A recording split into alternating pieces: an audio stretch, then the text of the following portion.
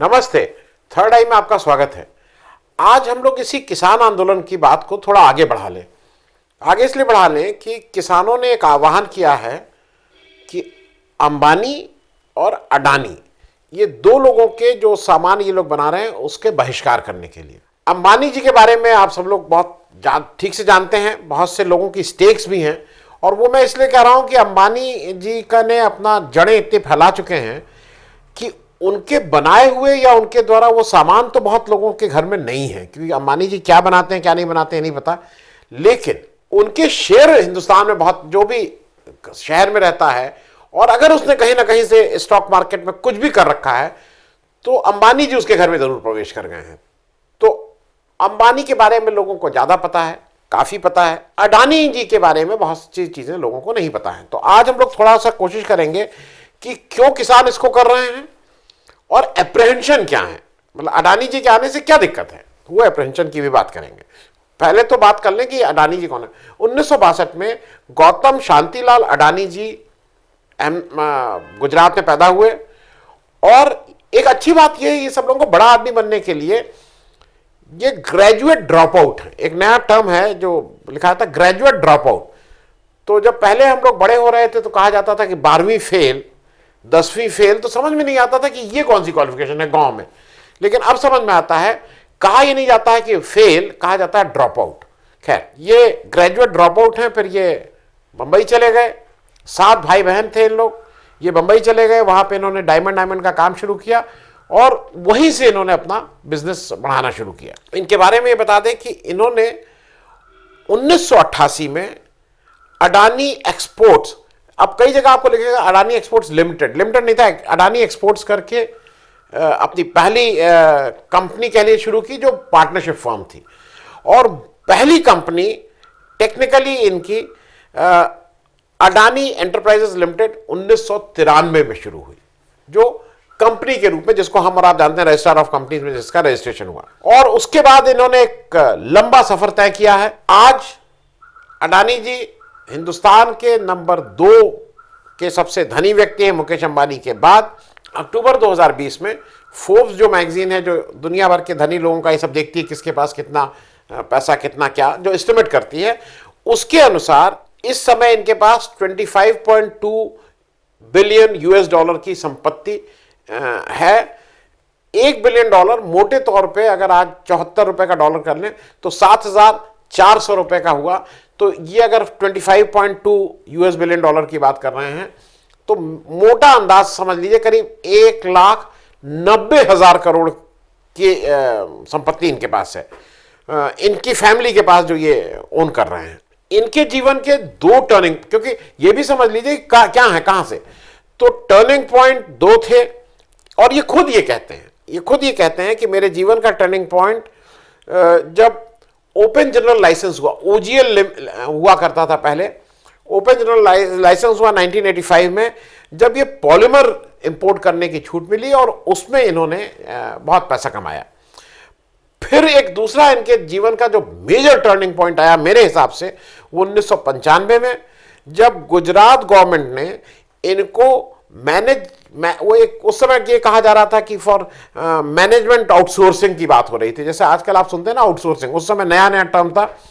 Management outsourcing के तहत Mundra port का मैनेजमेंट इनको का कॉन्ट्रैक्ट अडानी जी को दे दिया, और आज वो देश का लार्जेस्ट प्राइवेट सेक्टर का पोर्ट है, और वो एक बड़ा इंफ्रास्ट्रक्चर वहां डेवलप हो गया है। और मेरे हिसाब से एक दूसरा इंपॉर्टेंट टर्निंग पॉइंट आया 2001 में, उसी में जब इन्होंने इस प्राइवेट मुद्रा एयरपोर्ट और आदिपुर रेलवेज को कंप्लीट किया प्राइवेटली, और उसको इंडियन रेलवेज के साथ इंटीग्रेट कर दिया।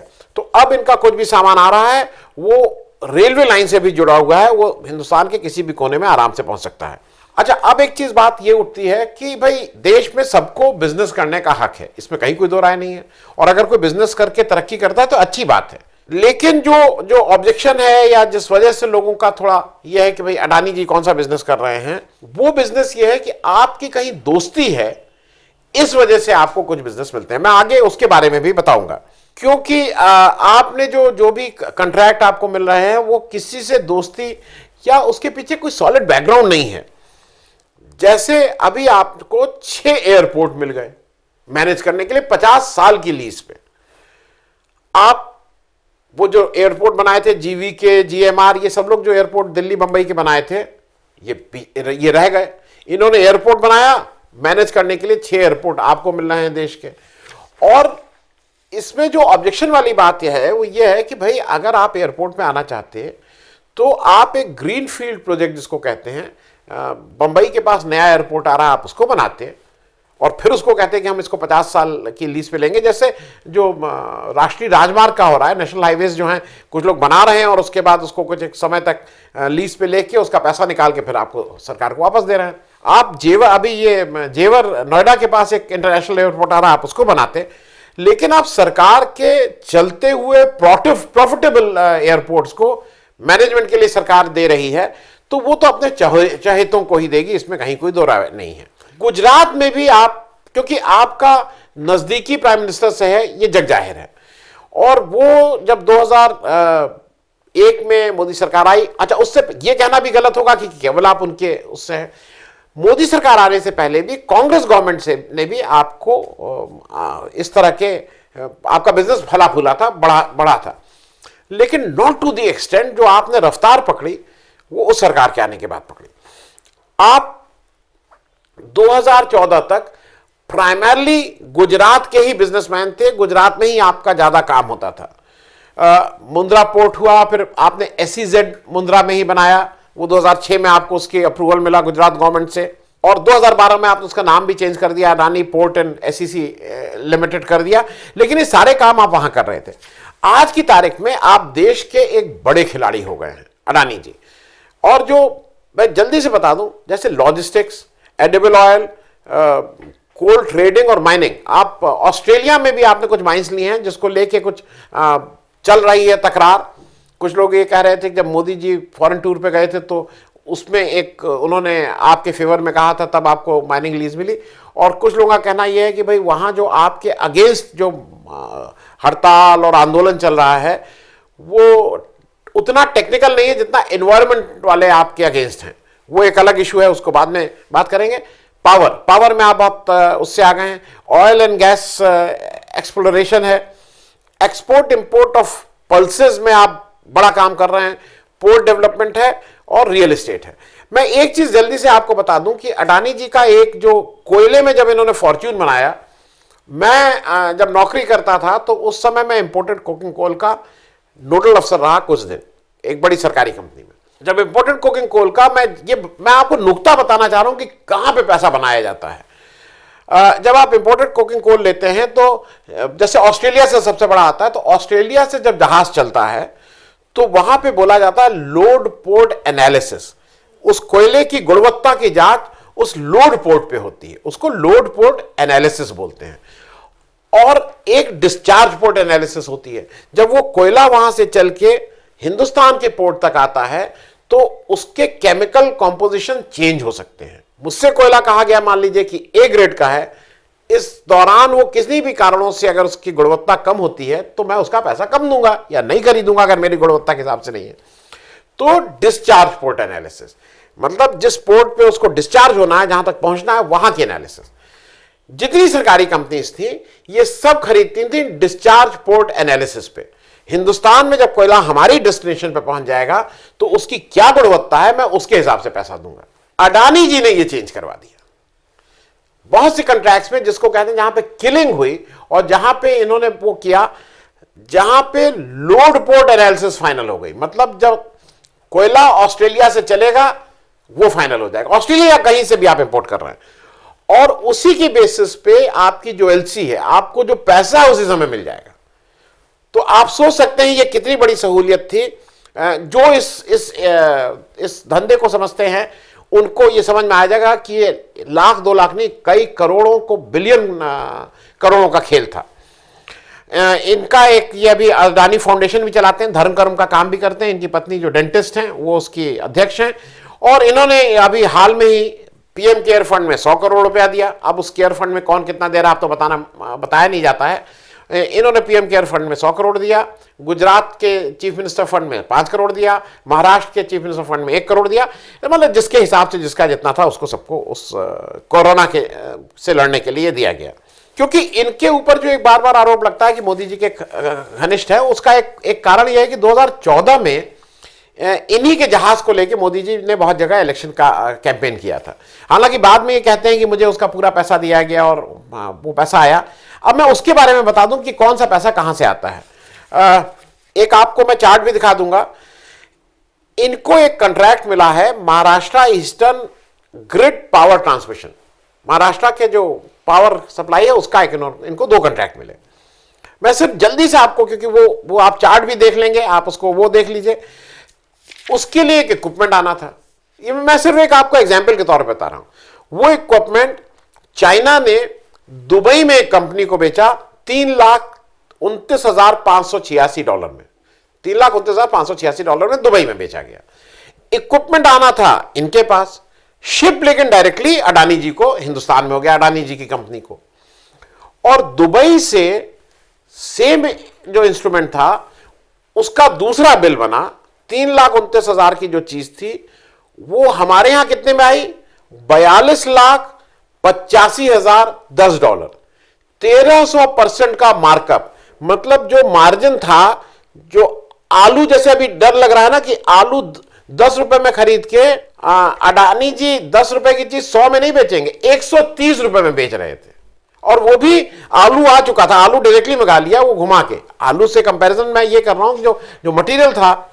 अब इसका फर्क क्या पड़ता है, आप कहेंगे भाई इसमें कुछ भी आए, हम लोगों को क्या फर्क पड़ता है।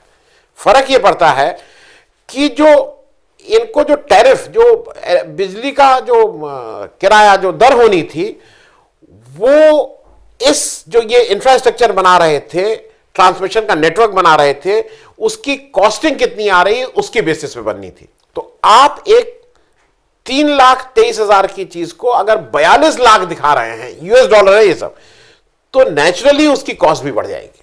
और कॉस्ट कौन देगा, हम और आप देंगे। तो इनका एक मैं सिर्फ मुलाहिजा करने के लिए आपको समझा दिया कि ये हो रहा है। दूसरा काम क्या हो रहा है, दूसरा काम ये हो रहा है कि जब आप ये चीज मंगा रहे हैं तो आप इसमें लोन भी ले रहे हैं। हम और आप लोन लेने जाते हैं, गाड़ी का लोन, तो कहते हैं भाई 15% पैसा अपना दीजिए, या हाउसिंग लोन तो 15% पैसा दीजिए और बाकी हम गाड़ी का लोन कभी कभी 100% भी दे देते हैं। अगर आप नौकरी कर रहे हैं और आपकी नौकरी पक्की वाली है तो 100, तो लोन का एक कंपोनेंट होता है। अब अगर 3 लाख की चीज आप 42 लाख में देख रहे हैं तो इसका मतलब बैंक को भी आप बेवकूफ बना रहे हैं कहीं ना कहीं। तो बैंक भी 42 लाख को लोन कर रहा है, आपका रिक्वायरमेंट तो 3 लाख का था, तो आप कई गुना ज्यादा लोन लेके कहीं ना कहीं उस फंड को भी डाइवर्ट किए हैं। मैं सिर्फ आपको एक बानगी दिखा रहा था कि ये क्या होगा। अब इसमें लोगों को लगता है कि भाई ठीक है ये हुआ, तो इससे एग्रीकल्चर से क्या मतलब। एग्रीकल्चर से मतलब है, मतलब इसलिए है कि कल के दिन जब कॉन्ट्रैक्ट फार्मिंग होगी, एमएसपी नहीं रहेगा, तो किसान से आप क्या करेंगे।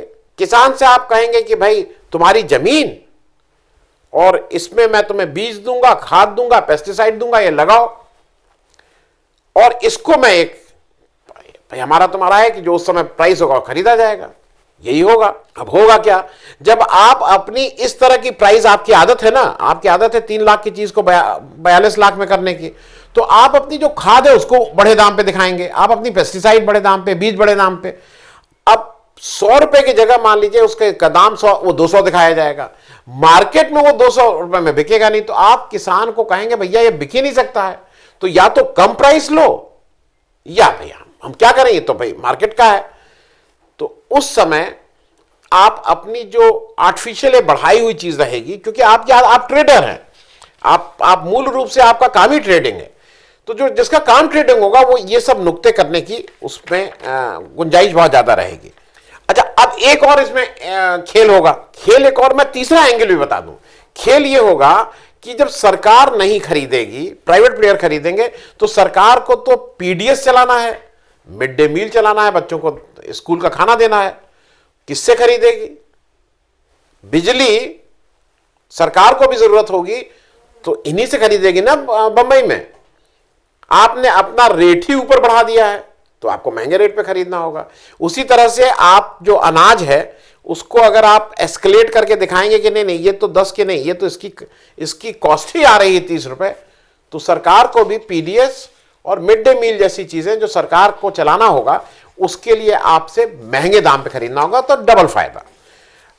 अब मैं जरा इनके ग्रुप का जल्दी से एक वो दे दूं जिससे आपको भी अंदाज हो जाए। 2006-2007 में इनके ग्रुप का जो रेवेन्यू था वो 16,993 करोड़ था। ये आपको साथ में मैं दिखाता चल रहा हूं। डेट जिसको कहते हैं कर्जा 4,353 करोड़, रेवेन्यू ज्यादा कर्जा कम।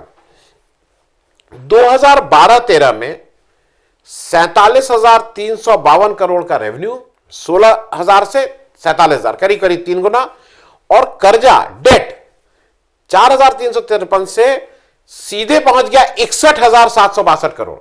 61, जब आप ये 3 की चीज 42 में खरीदेंगे तो यही तो कर्जा, आपको कर्जा मिल गया। अब जरा इस कर्जे का फर्क क्या है ये भी आप समझ लीजिए। आपका 61,762 रुपए का कर्जा 2012-13 की बात है। आज की तारीख में जो फिगर्स हैं ये टेंटेटिव फिगर्स हो सकती हैं, 1,000-2,000 मतलब प्लस माइनस 2-4%। अभी जो आपका रेवेन्यू है $13 बिलियन है।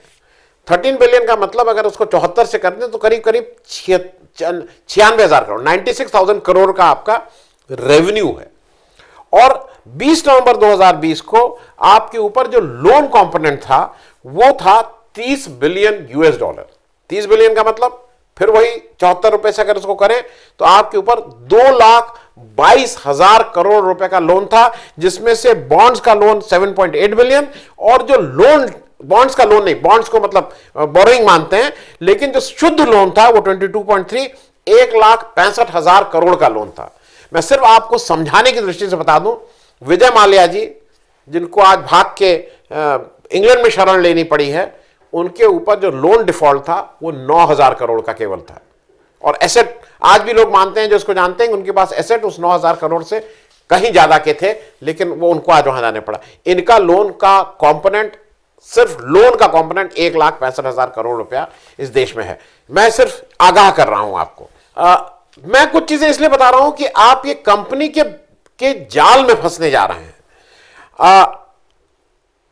अडानी जी की जो अडानी के नाम से जो कंपनी, अगर आप उसको गूगल कर लें वो आपको बहुत आराम से मिल जाएगा, वो 211 है अडानी नाम के साथ। अब उसके मुद्रा के नाम के साथ भी और भी नाम के साथ होंगे। अडानी नाम के साथ अहमदाबाद के नवरंगपुर अहमदाबाद के एड्रेस पे इनकी 211 कंपनी रजिस्टर्ड है। उसमें से लिमिटेड लायबिलिटी जो वो हैं वो 14 हैं। 2019 में आपने 31 नई कंपनी फ्लोट की, 2020 में आपने 26 नई कंपनी फ्लोट की, और अभी जब हम और आप बात कर रहे हैं तो शायद कोई नई कंपनी और हो गई हो, लेकिन अभी 8 दिसंबर को आपने फिर एक नई कंपनी बनाई। अभी 8 दिसंबर को आपने एक अडानी स्पेशल सिचुएशन लिमिटेड नाम की कंपनी, स्पेशल सिचुएशन शायद हो सकता है किसानों की वजह से जो स्पेशल सिचुएशन आई हो उसके लिए कोई कंपनी बना दी हो, तो आपने वो बना दी। अब इनका एक जहां पे, अब मैं फिर से आ जा रहा हूं किसान की बात पे। किसान क्या कह रहा है? किसान इनके माल को बहिष्कार करने की बात कर रहा है अडानी जी के। अडानी जी फॉर्च्यून नाम का जो ब्रांड है जिसमें वो आटा, दाल, चावल और मूल रूप से सबसे बड़ा उनका वो है एडिबल ऑयल्स, ये सब उसमें आप देते हैं।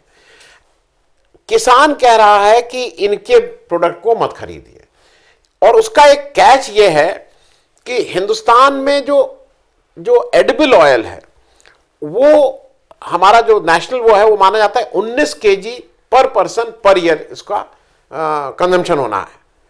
हम करीब 25 मिलियन टन की टोटल हमारा रिक्वायरमेंट है, उसमें से करीब 10.5-11 मिलियन टन हम इंटरनली मतलब हिंदुस्तान में प्रोड्यूस करते हैं, बाकी करीब 14 मिलियन टन हम इंपोर्ट कर रहे हैं। और ये बड़ा इंपोर्ट है क्योंकि दुनिया के edible oil, leading vegetable oil import में हम सबसे नंबर 1 पे हैं।